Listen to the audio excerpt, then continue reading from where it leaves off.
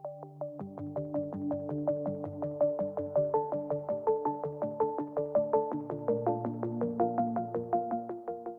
వీడియోలో మనం తులారాశి వారికి జనవరి 26వ తారీఖు నుండి ఫిబ్రవరి 1 మధ్యలో జరిగే వార ఫలాలు పరిశీలిద్దాం. ముఖ్యంగా ఈ వార ప్రారంభంలో లాభాధిపతి భాగ్యాధిపతి కలిసి ఏర్పడినటువంటి బుధాదిత్య యోగం చతుర్థ స్థానంలో సంచరించడం జరుగుతుంది. ఇది ఈ వారంలో ప్రత్యేకమైనటువంటి మార్పు ఈ తులారాశి వారికి. దానివల్ల ముఖ్యంగా స్థిరాస్తి కొనుక్కునే ప్రయత్నం ఒకటి జరుగుతుంది. అలాగే పెద్దల పేరుతో ఉన్నటువంటి ఆస్తి, అంటే మీకు వారసత్వంగా అయినా స్థిరాస్తి రావాల్సి ఉంటే అది ఈ సమయంలో మీకు సంక్రమించడం జరుగుతుంది. అంటే పెద్దలు మీ పేరుతో ఆస్తి రావడం కానీ మీకు ఆ ఆస్తిని స్వాధీనం చేయడం కానీ జరిగే అవకాశం ఉంది. కొన్ని సందర్భాల్లో మీకు ఉన్నటువంటి స్థిరాస్తిని శుభ్రంగా రిపేర్ చేసి, ఒకవేళ స్థలం ఉంటే దాంట్లో కొత్తగా గృహం కట్టుకోవడానికి ఇది తగిన సమయంగా భావించి మీరు గృహ నిర్మాణ పనులు ప్రారంభించుకోవచ్చు. ఇక దానికి కావాల్సినటువంటి ధన సహకారం అన్నది మీ యొక్క పెద్దవారి దగ్గర నుంచి కానీ స్వయంగా మీరు సంపాదించుకున్నటువంటి ధనంతో పాటుగా ఏదైనా ఒక ప్రభుత్వ రంగ సంస్థ నుంచి కొంత ధనాన్ని సేకరించి మొత్తం మీద ఒక గృహం మీకు సమకూరే అవకాశం ఉన్నది. అది ఏదైనా ఏ కారణాల వల్ల అయినా మొత్తం మీద స్థిరాస్తి ఏర్పడుతుంది. అలాగే ఆల్రెడీ ఉన్న స్థిరాస్తిని ఇంకా ఇంప్రూవ్మెంట్ చేసుకోవడానికి కూడా ఈ గ్రహస్థితి మీకు సహకరించే అవకాశం ఉంది. ముఖ్యంగా ఈ రాశిలో ఉన్నటువంటి సెలబ్రిటీస్, అంటే అది ఏ రంగంలో ఉన్నా ఉన్నత స్థాయిలో ఉన్న వాళ్ళకి మరి ఈ వార ప్రారంభంలో మీలో ఉన్నటువంటి టాలెంట్కి కళా సంబంధించినటువంటి గుర్తింపు రావడం జరుగుతుంటుంది.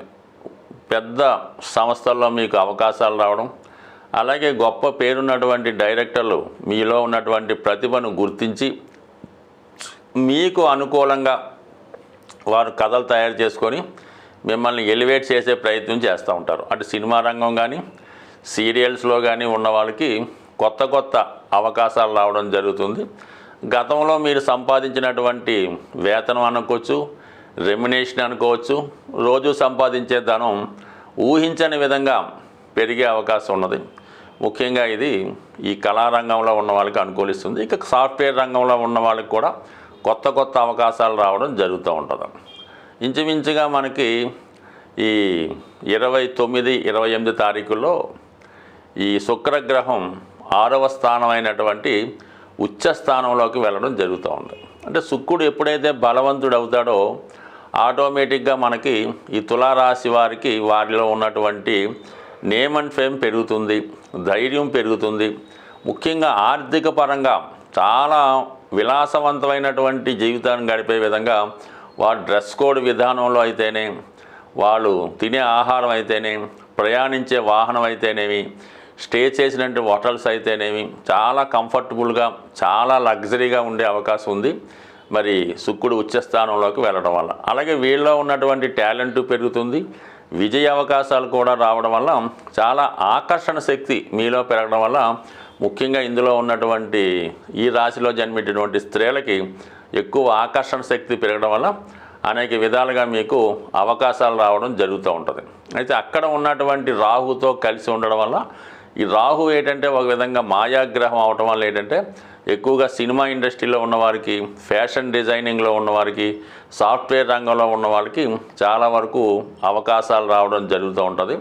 ఇదే సమయంలో ఇతరుల యొక్క మాయలో పడకుండా, వారి మోసానికి గురవ్వకుండా చాలా జాగ్రత్తగా ఉండవలసి ఉంటుంది. అంటే ఎక్కువగా ఈ రాశిలో ఉన్నటువంటి స్త్రీలని ఇతరులు ఏదో విధంగా మిమ్మల్ని మోసం చేసి మిమ్మల్ని ఆకర్షించి మీకు చాలా హైఫై రేంజ్ తీసుకొస్తామని చెప్పి ప్రలోభాలకు గురి చేసి మోసం చేసే అవకాశం ఉంది. కాబట్టి ఎక్కువగా ఎవరితో కూడా పరిచయం లేని వారితో పరిచయం పెంచుకోవడం కానీ, ఈ ఫోన్ కాల్స్ కానీ వీడియో కాల్స్ కానీ ఎటువంటివి మాట్లాడకుండా చాలా జాగ్రత్తగా మీ పవిత్రతను కాపాడుకునే అవకాశాలు ఎక్కువగా ఉన్నాయి. అలాగే ఈ రాశిలో ఉన్నటువంటి మగవారు కూడా ఇతరుల మాయలో పడకుండా జాగ్రత్త వహించడం మంచిది. అయితే ఆర్థిక పరంగా చాలా బాగుంటుంది, కానీ చాలా వరకు ఇలాగ మోసంలో ఇరుక్కోవడం, ఏదో స్కామ్లోనో హనీ ట్రాప్లోనో ఇరుక్కొని ఎవరికి చెప్పుకోలేక ఇబ్బంది పడే సూచనలు ఉన్నాయి కాబట్టి సాధ్యమైనంత వరకు మరి ఈ వారం మంగళవారం తర్వాత కొత్త వారి జోలికి వెళ్లకుండా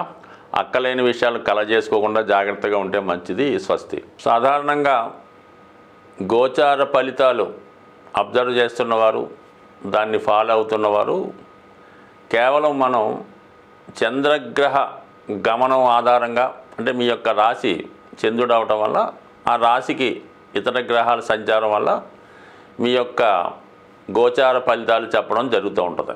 అయితే వాస్తవానికి మీ జన్మజాతకంలో మీరు పుట్టినప్పుడు ఉన్నటువంటి గ్రహస్థితి మొత్తం, అంటే అటు సూర్యచంద్రులతో పాటు శని, గురు, శుక్ర, కుజ, బుధ గ్రహాలపై కూడా ఇతర గ్రహాలు సంచరించినప్పుడు మీ యొక్క గ్రహస్థితి అప్పుడు ఉన్నటువంటి పరిస్థితులు చాలా వరకు మీ యొక్క జీవితంలో ప్రభావం చూపడం జరుగుతూ ఉంటుంది. అలాగే ఏలినాటి శని, జన్మశని ఇవన్నీ కూడా అందరికీ ఒకే విధంగా ఉండే అవకాశం ఉన్నది.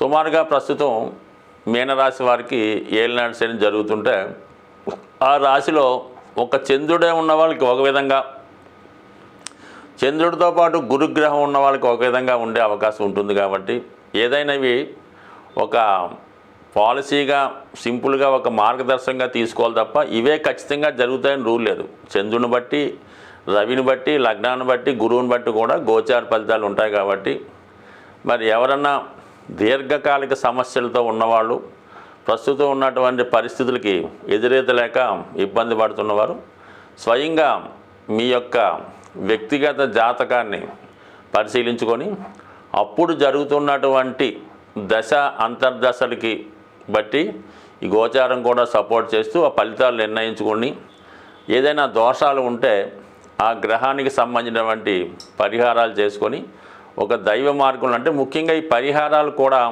ఏదో జపాలు చేయడం వల్ల, దానాలు చేయడం వల్ల, ఉంగరాలు పెట్టుకోవడం వల్ల పెద్దగా ఏమీ ఉపయోగం ఉండదు. అంటే ఎవరికి వారు దైవారాధన వల్ల అయితేనే, స్వయం కృషి వల్ల అయితేనే వ్యక్తిగతంగా మీ జాతకంలో ఉన్నటువంటి దోషానికి మీరు పరిహారం చేసుకుంటే అది ఫలితం వస్తుంది తప్ప ఏదో డబ్బులు కట్టేసి పూజలు చేయించాం, ఎవరితోనో జపాలు చేస్తామంటే మాత్రం పెద్దగా ఫలితం ఉండదు.